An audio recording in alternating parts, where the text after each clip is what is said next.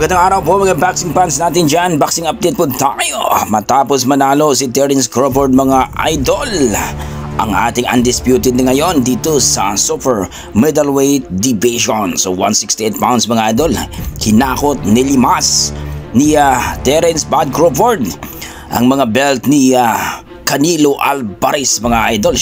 Siya na ngayon ang 3 times undisputed mga idol, itong si Crawford. Grabe ang ginawa ni Crawford mga idol. History talaga ito.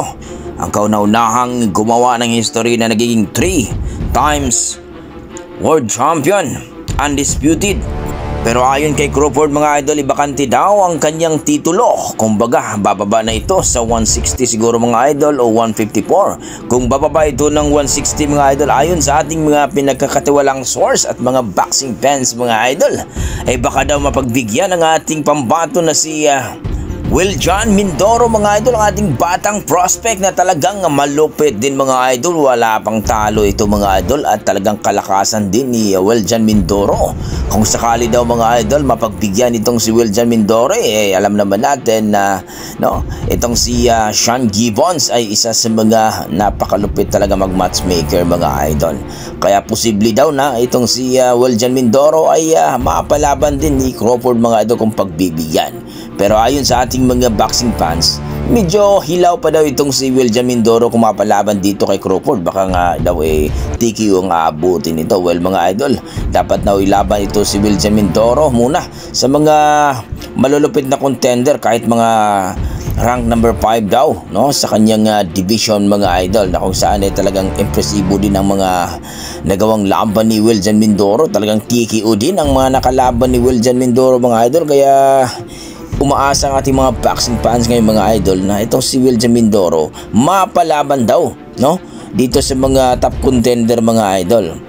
At dito nga bago ito ilaban ni Terence Bud Crawford mga idol, baka daw matikyo lang ang ating batang prospect mga idol. Kayo mga idol, kung sakaling maglaban itong si Wiljan Mindoro at Terence Bud Crawford mga idol dito sa 160 pounds mga idol, may chance kaya na masilat ni Wiljan Mindoro itong si Crawford? Please comment down below mga idol para ating pag-usapan. Sa kabilang banda mga idol, ito na nga mga idol, talagang puspusa ng sparring ni Cuadras Casimero, training ni Cuadras Casimero dahil sa kanyang paghahanda dito sa kanyang napapalapit na laban ngayong October 25 mga idol.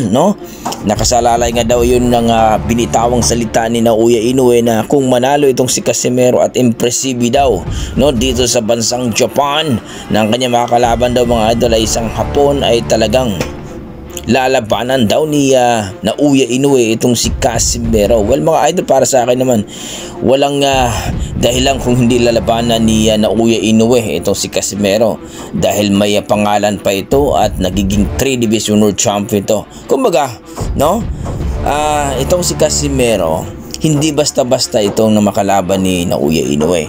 Kaya nga din mga idol, ayon sa ating mga boxing fans, isa itong mga iniwasan ng kampo ni Naoya Inoue mga idol, sapagkat itong si Casimero ay magbibigaw daw talaga ng mansa ng katauhan ni Naoya Inoue.